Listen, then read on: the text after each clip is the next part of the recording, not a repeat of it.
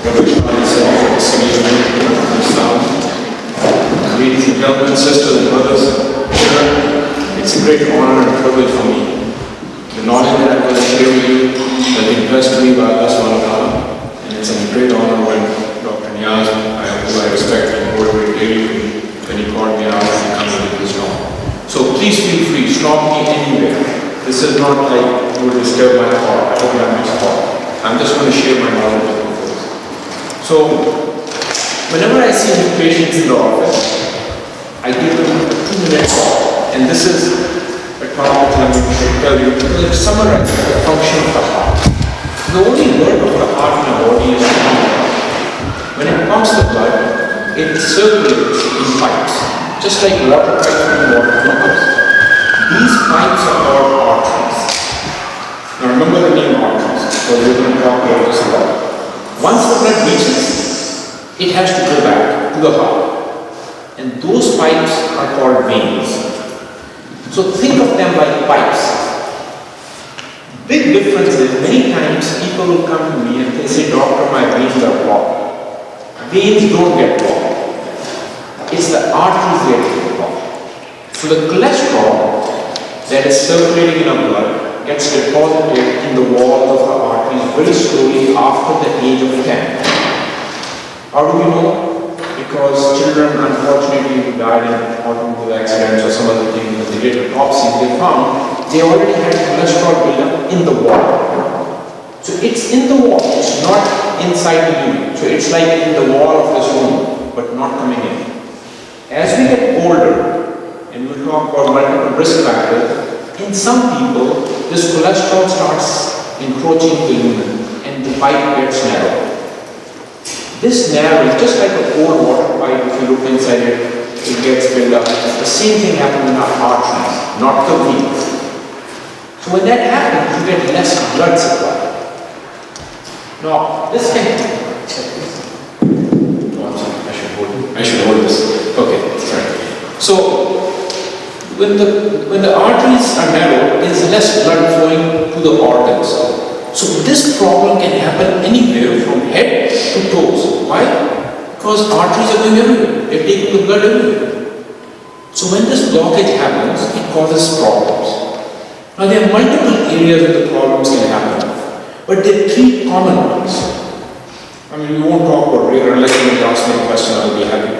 But the 3 common places where it causes a problem is in the neck, heart, and legs.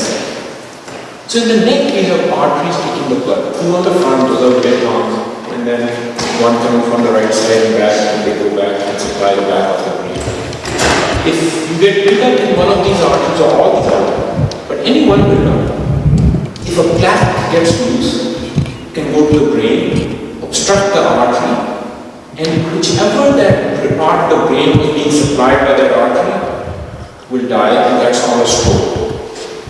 You may have seen some people with a stroke. Basically, stroke means they can't move one side of their body, or they can't talk, or they have lost vision, things like that. And Professor Niazi is an experienced person, he can talk more about that than I can. I'm just a plumber.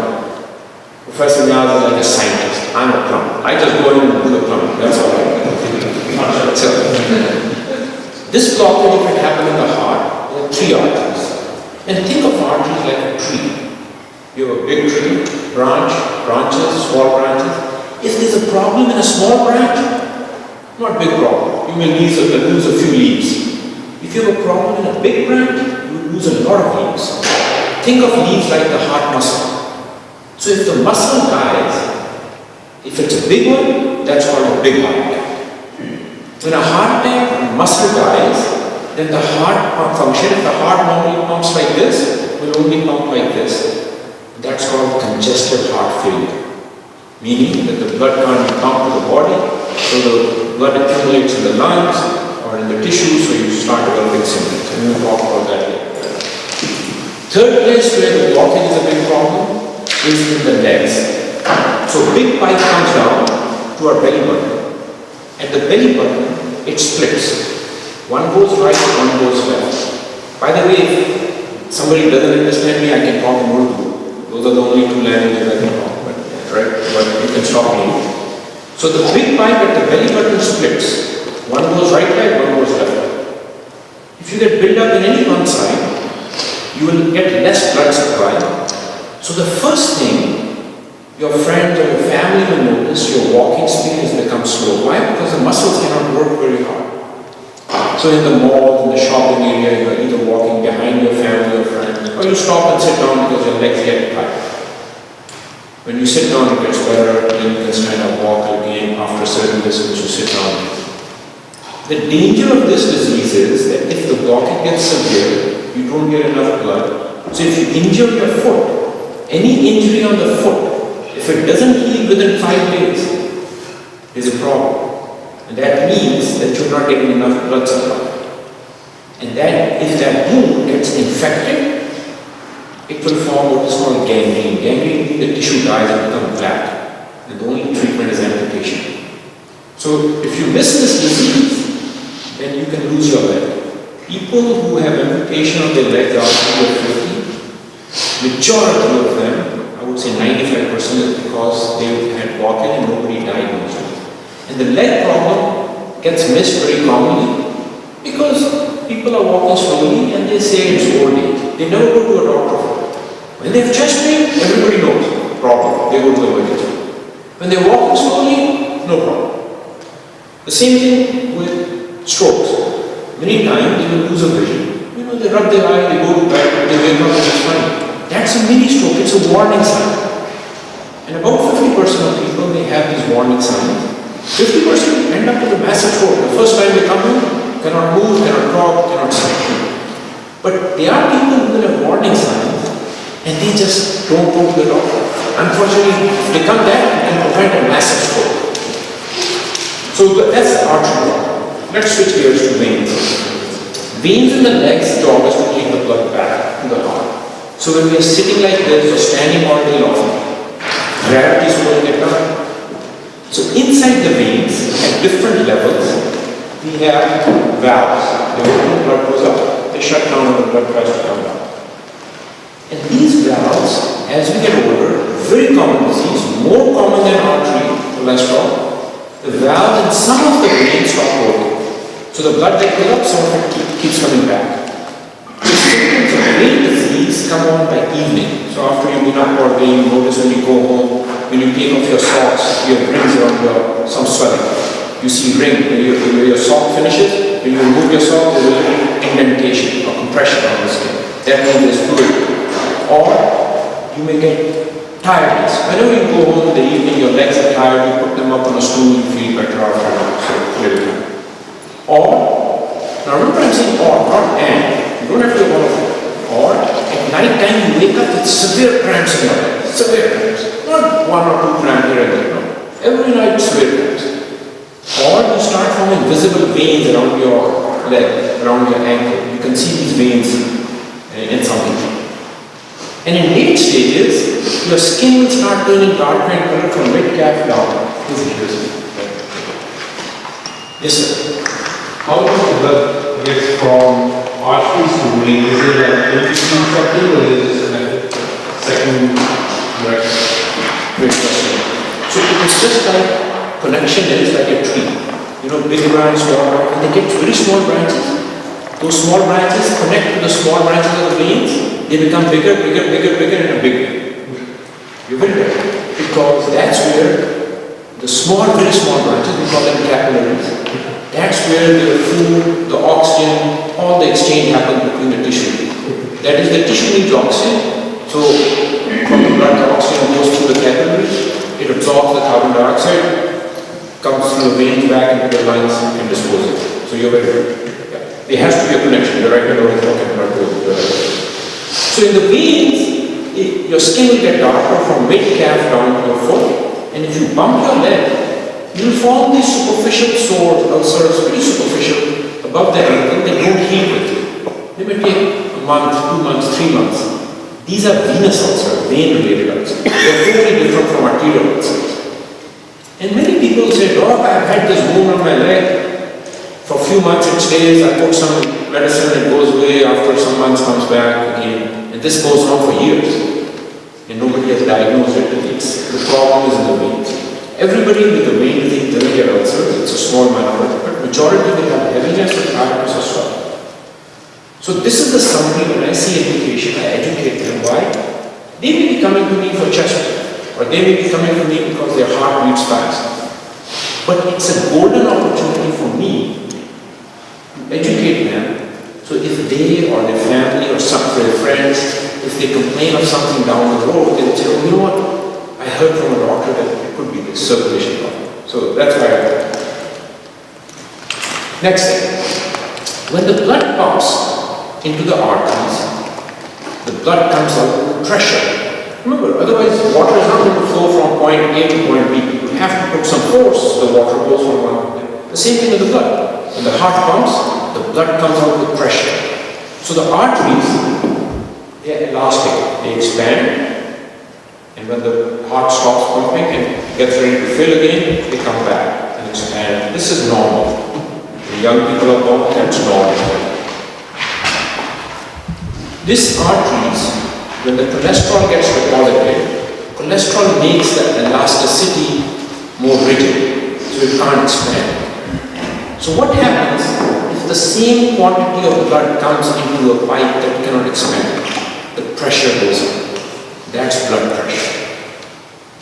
So when we take blood pressure with the stethoscope or the machine, first of all, blood pressure machines in CVS and Walgreens are not reliable. You know the one in the cup?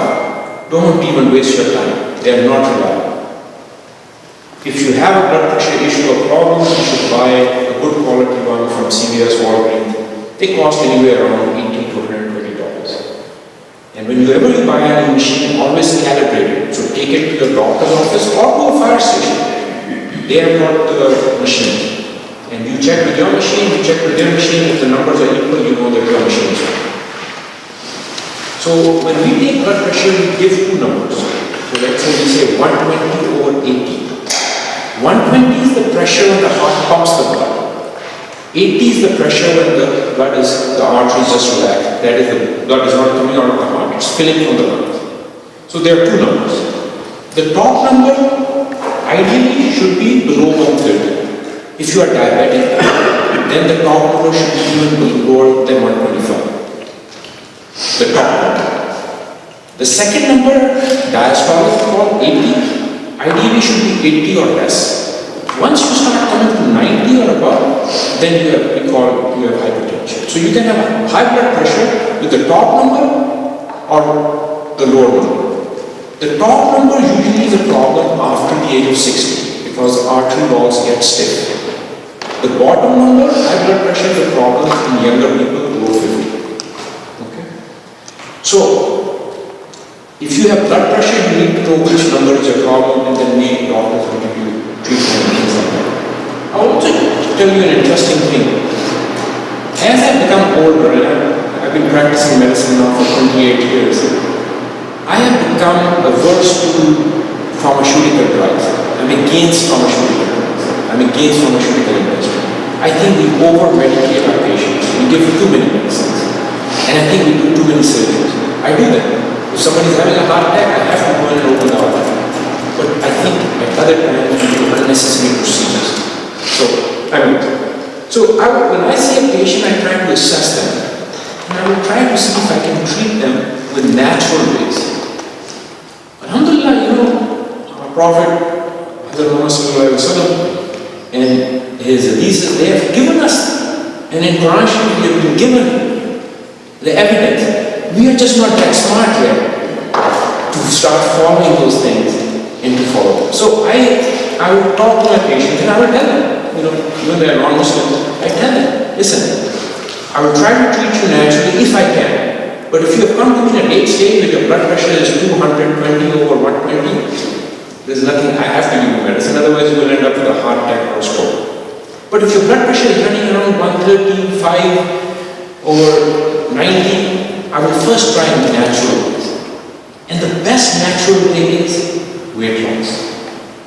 Weight loss, obesity is a big problem in this world. I tell you, it's the single most important cause of people's health not feeling good because overweight.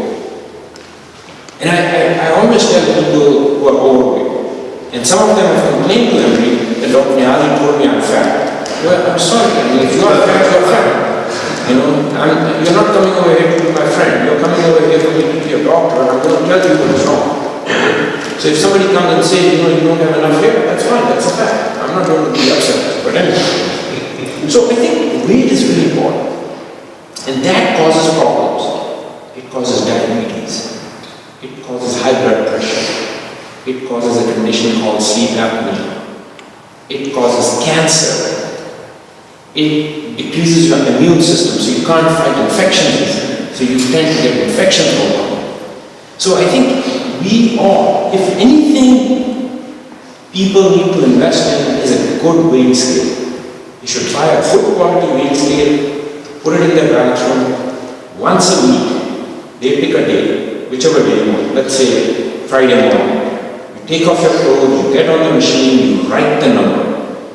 Next Friday, same time, because weight fluctuates from morning to evening. You do the same thing. You know, people are more concerned about their blood pressure. They will come with me with a diary of their blood pressure. And I say, show me a diary of your weight. Weight is the bigger problem. You cut down the weight, I can give you a guarantee your blood pressure will come down by at least 5 millimeters, if not by 10 millimeters. Now, if you've had blood pressure for 40 years, you know, it's not going to come down that much, but it will help. So weight is one big one. So that's high blood pressure. Now you will say, why do you treat high blood pressure? Well, for multiple reasons. When the pressure is high, it damages the arteries because the blood is coming up, the pressure is high, it damages the lining of the arteries like the inside of the room. It will damage that. When it gets damaged, more cholesterol will go in and it will cause more deposition, more damage. So it can happen, it can cause carotid disease. More commonly, in the brain, the blood vessels, arteries get small. When they get smaller, those arteries, those are so small, a little bit of cholesterol deposition there can cause a stroke. Secondly, if it doesn't cause blockage, it can cause these blood vessels to rupture because the pressure is high. And if you keep on putting more pressure, the artery can rupture. Thirdly, it can make the arterial wall weak. So the artery starts getting bigger. That's called an aneurysm. That can happen in your brain. Most commonly it happens in your belly. And especially people who are smokers. And if it ruptures, you won't survive. So that's why treating high blood pressure is important, so that we do not damage the arteries. We do not cause cholesterol deposition. And secondly, we don't cause kidney failure. Kidneys are also getting arteries. When those arteries get damaged, and the kidneys, think of them like the oil filter in your car. In each kidney, we have millions of oil filters. Millions. Just like car oil filter. These oil filters are slowly dying as we get older. That's wrong. So nobody has done research in an 80-year-old how many there are, but let's say we are born with 100 oil filters in each kidney. By the time we are 80, most of us will have 70 or 80, and the kidneys are working fine. With high blood pressure, these oil filters may be only 10. That's called kidney failure. So people go on dialysis when the kidneys cannot clean the blood. The work of the kidney is that the blood goes in like an oil filter, cleans the blood, sends the clean blood back. When it can't clean it, you will have poisons accumulating in your body. And those poisons will hurt you. So that's why you go on dialysis, where every 3 times a week, you have to go, you go through a machine. What the kidney does, the machine cleans your blood, sends you blood. That's another problem. Kidney failure all over the world is becoming a big problem. But all of this is linked to hypertension. Okay, I think I can go to the slides now, absolutely, because you will understand it better.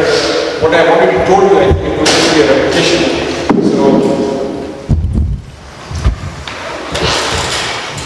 So, as you see over here, this is the heart. The red one are the arteries, they bring the blood in each arm one. Over there you see at the belly button it splits. One goes to the right leg, one goes to the left leg. And then they go to the neck and to the brain. And once it reaches, the blue ones are the veins that take the blood back into your heart from everywhere. So this is normal circulation. depositing cholesterol. This is the normal wall. This is normal. This is the cholesterol that gets deposited. So most people will have some cholesterol like this. All of us have some cholesterol like this. But this is okay because the cholesterol is covered by a nice tissue and it protects. Because if the cholesterol comes in touch with the blood, it will instantaneously, within a few seconds, form a blood clot. So when you are taking medicines like statins or cholesterol-lowering medicines, it is keeping that covering firm. We don't know why, but for one day, that thing ruptures and cholesterol gets exposed to the blood that is flowing.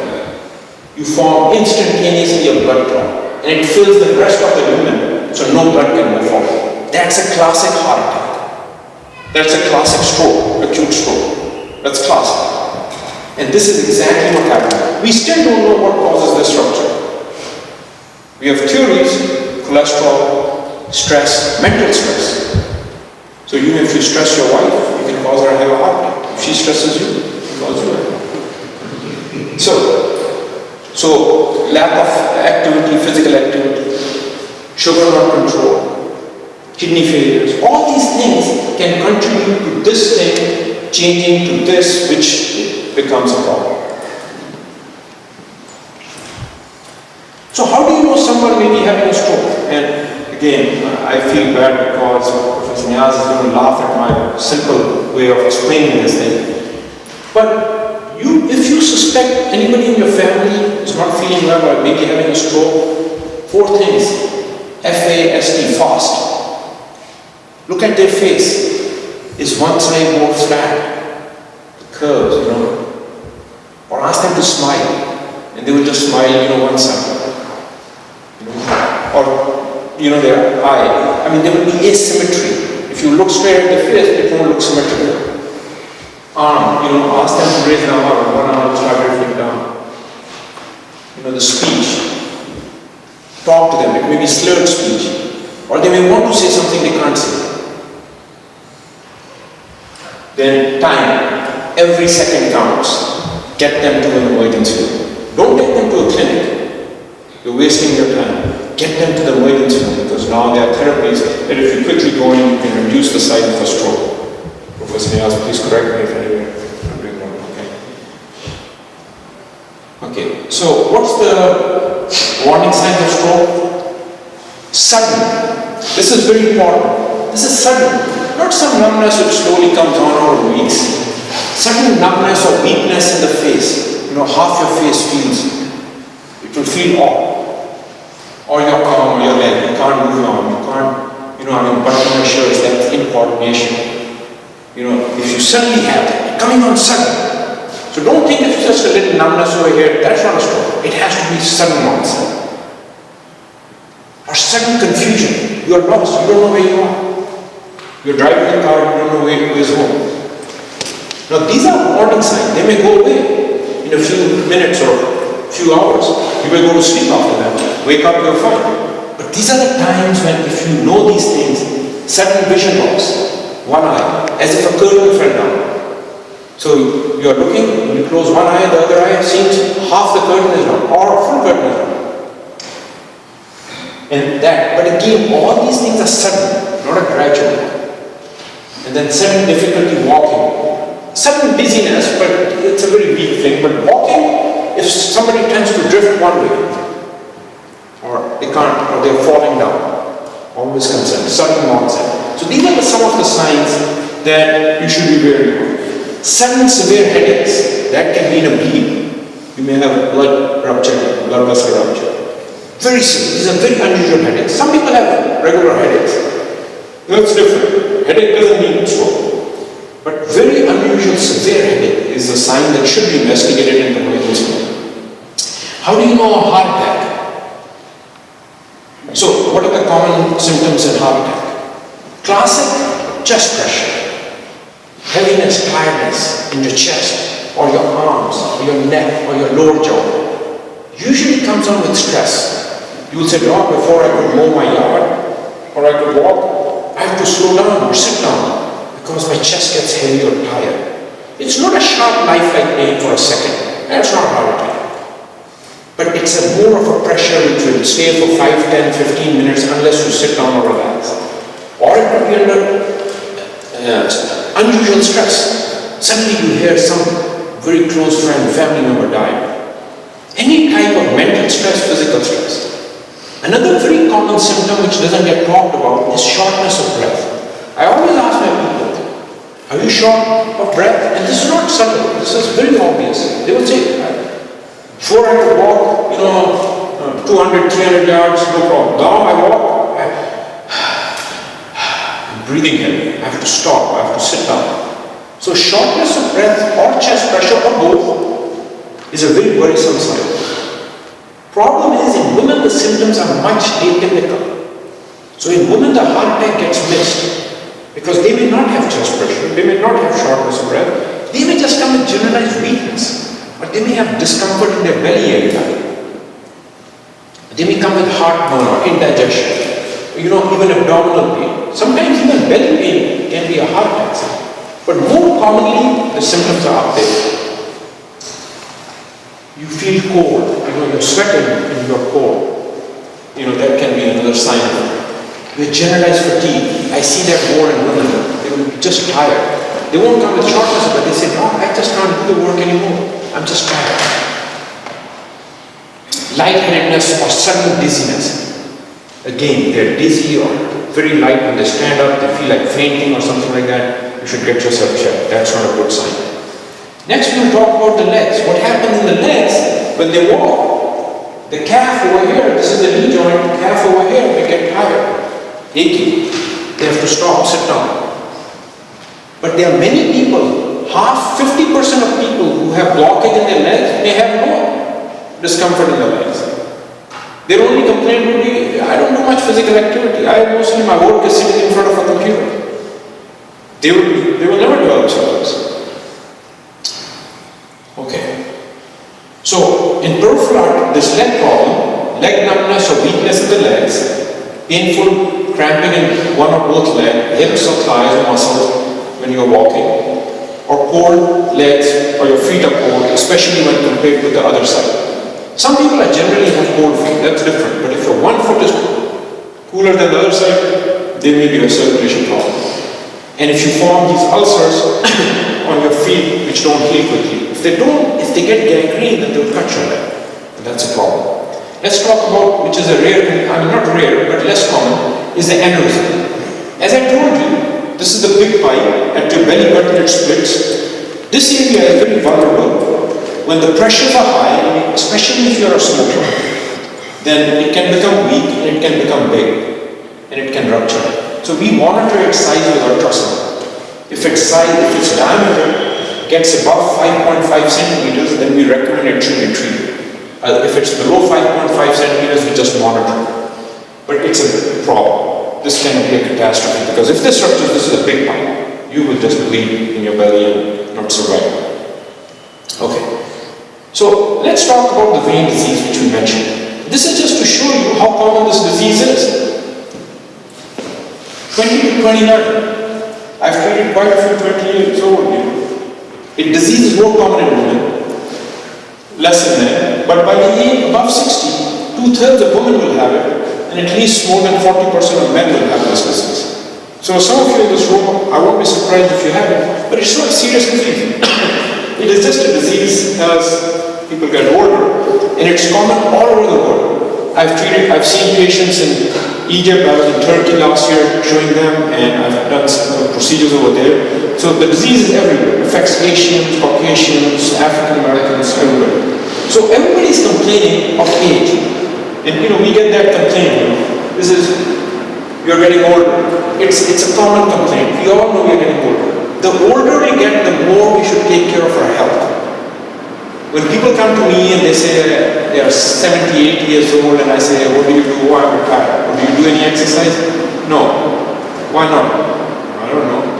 I can understand if somebody's working all day long. For them it's difficult. Somebody who's retired, I can't figure out why. They think in old age they can't exercise.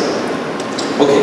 So let's talk about the heart. I told you the heart is pumping the blood, and this is just a little repetition again. Again, you have a normal artery, and that's how the plaque builds up on the right side. And this can happen anywhere in your brain, and once you have this buildup, it causes problems. So remember your cholesterol and high blood pressure, and if on top of that, if you have diabetes or kidney failure, it will become worse. In the veins, basically, those are the valves. When the blood goes up, they shut down, so the blood can't come back. And when you develop this disease, which is very common in the legs, this affects the legs, the valve leaks, blood will come back. So blood goes up, some of it comes back. That's the vein disease. And what are the symptoms? The most common one is the leg is heavy, tired, or achy at the end of the day, after you've been standing all day long. So the disease is very common in hairdressers, flight attendants, nurses, physicians, anybody who stands all day long. Very common disease. Leg cramps at night time, it will wake them up. Swelling or the feeling of swelling. Your leg just feels heavy, but it's not swollen, or your shoe feels a little bit tight by the end of the day. Itching of the leg. This can be a disease of this vein. Restless legs. You might have observed some people keep moving their legs. They just can't keep their legs still. 30% of people have underlying vein disease. If you treat that, their restless leg goes away. Obviously visible veins, and I will show you a picture of varicose veins. And when these veins dilate, the blood is not flowing normally. So it can, if it stagnates there, like if you have a long flight, 6 hours, 8 hours, 12 hours, the blood stays there, it forms a blood clot. And it becomes red, hot, and tender. And that's called phlebitis. So you can form blood clots there. And if the vein ruptures, it will bleed a lot. It's not that dangerous like an aneurysm of the artery, but it can bleed a lot. And finally, ulcers, which is a nuisance. So what are the risk factors? Biggest risk factor, genetics. If your mother or father had varicose veins, you are going to get it. 95% probability. Age. As we get older, I showed you the numbers as we get older. Obviously, a little more common in women. Obesity, because when you're obese, the blood cannot come back. It's pushing the blood down. That's why in pregnancy, the women will develop swelling of feet. The same thing in obesity, when they have weight, the blood cannot come back. Pregnancy, prolonged standing, we already talked about it. And if you're very tall people, that's why I like to be short. This is the typical ulcer. This guy came from Bahrain. In fact, he's originally from Pakistan. He works in a dry cleaning business there. And the guy told me that for the past 3 years, this comes, stays there for a few months, he puts some salve or some dressing, heals up, comes back again. Because in dry cleaning, it's hot, and he has to stand, there are chemicals spilling around. And it's usually not going to be on the foot. On the foot, usually it's artery problem. Above the ankle, it's usually vein, but it's not definite 100%. And you see this pigmentation, this is the classic pigmentation we have. When he came to me, I said, no problem, we'll shut down that leaky vein and you will never have this again. And after we treated him, he never had the ulcer back again. So you can see where we went in to shut down the leaky vein, we went in through there. And it's a minor surgery, you do it in the office. You don't have to have major surgery, you can go to work right after the treatment. This is the varicose vein. I don't know, because of light you might not see, but this is what we call varicose veins. Prominent veins, and they get dilated, and this is how they look after you have treated them. I think I already mentioned obesity. I just want to mention how many diseases are associated with obesity. Hypertension, liver disease, reproductive disorders, heart disease, mood disorders, cancers, high cholesterol, diabetes. And if you have one of them and this, if you control this, that's going to get better. I'm not saying it will get cured, but it will get better.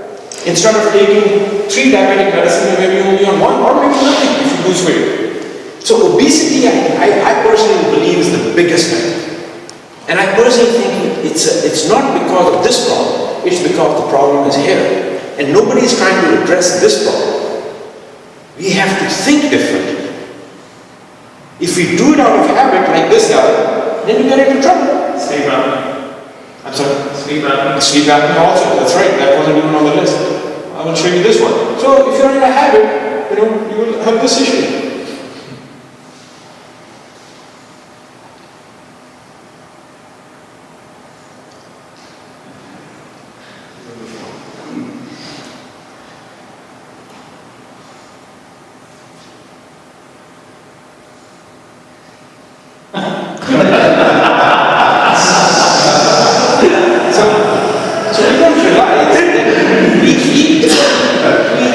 We don't eat because our stomach is empty. We eat because we are sitting and we're just talking and eating. You should never sit in front of a food. Never. Get your plate, move away. So the dishes should be in the kitchen, you should be eating on the table. Not just sitting over there and finishing the whole plate over there. That's not right. This is just to show you the statistics. I don't know whichever country you are from. So the darker it gets, this is obesity, BMI, body mass index. I personally think obesity starts above 25%, but this is world statistics. 1980, look at your map, look at your country. 2014. Look at Saudi Arabia, most obese. Okay? I mean, in Pakistan, I don't know how reliable these numbers are in Pakistan, but I think they are a little more darker there. But I think in the villages it's less because of the nutrition issue. So, Jazakallah khair, thank you very much, and happy Ramadan that is coming for this. Open for any questions.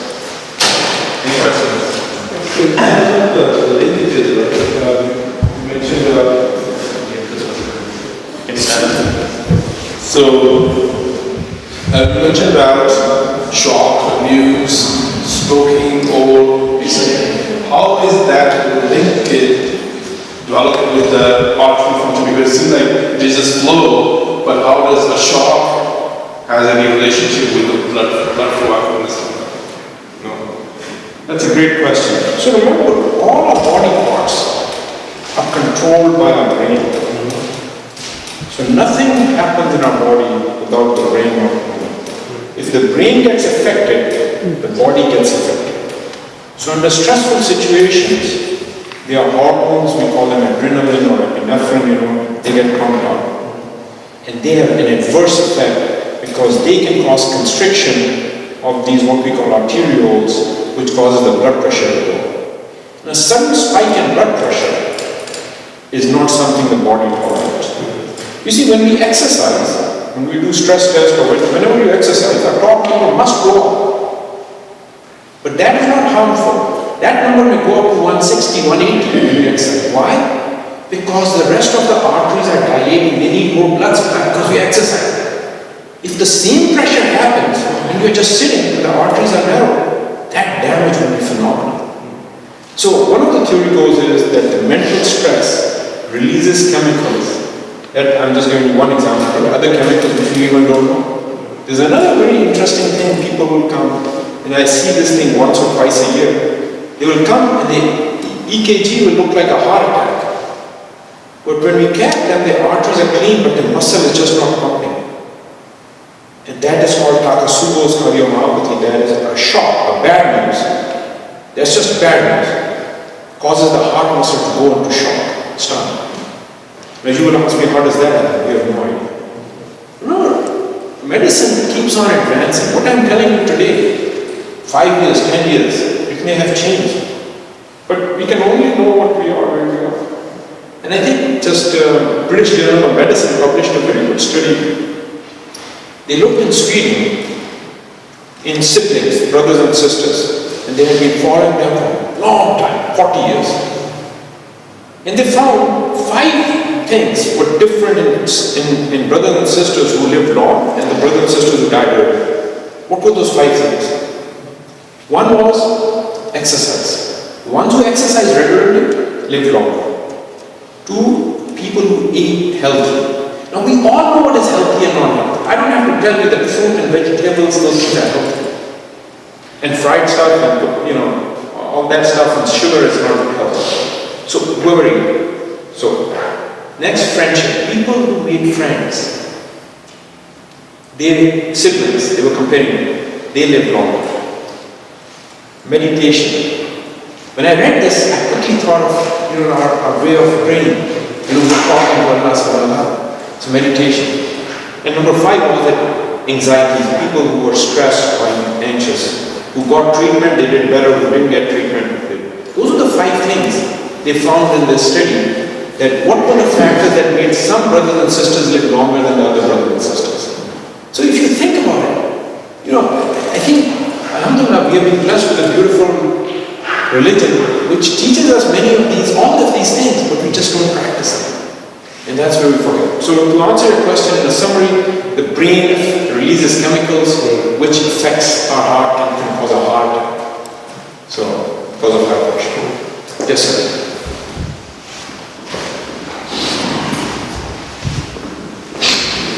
Please can you stand up? Are you familiar with Dr. Dean Ornish? Yes. He's an advocate for lifestyle changes, and I guess he's also talked about reversal heart disease, where you could basically, after going through lifestyle changes, maybe get and your heart rates will be less clogged. So I want to know from your perspective, is that something that is possible at all ages, or is there like an age group where it becomes necessary to do a surgery or something like that? So the brother has asked a question about the Dean Ornish diet. If you go on Google and type ORNISH, you will find Dean Ornish, a physician who has proposed a healthy vegetarian diet, less sugar. And he has basically proposed that if you eat that, your risk of developing a heart disease is much less. It doesn't go to zero, but it's much less. Nobody has done so far a study to show that if you have 50% blockage, will it go to 0%? Why? To do that study, you will have to do some very expensive tests, invasive tests. You have to put a catheter in the artery to exactly measure it, or you may have to do CT angiogram. So nobody has done a 1,000 patient study, but that's what he has proposed would be the effect. How he has proven his diet is better, that they did study that people on this diet and regular diet, the people on Dean Ornish diet had less heart attacks and less stroke and better control of blood pressure. That they show, because that's easy to show. You see, death is very easy. There's no argument. Is he dead or is he living? Many of the data soft points, they are very difficult to decide, okay, blood pressure 122 or 125 of a heart. But death and, so mortality studies, we call them, are very easy to do. Because you take large number of patients, 5,000, 10,000, 20,000 patients, you put them on one therapy or one diet or another, and you see who survives better. And you can say, so Dean Ornish definitely. But that's just one diet. Generally, if you eat healthy, I always tell people who are obese, and I tell them, first, you're obese, because now it's a disease. In 2017, the federal government in America finally acknowledged that obesity is a disease. Before they would say that it's a disease like hypertension or diabetes.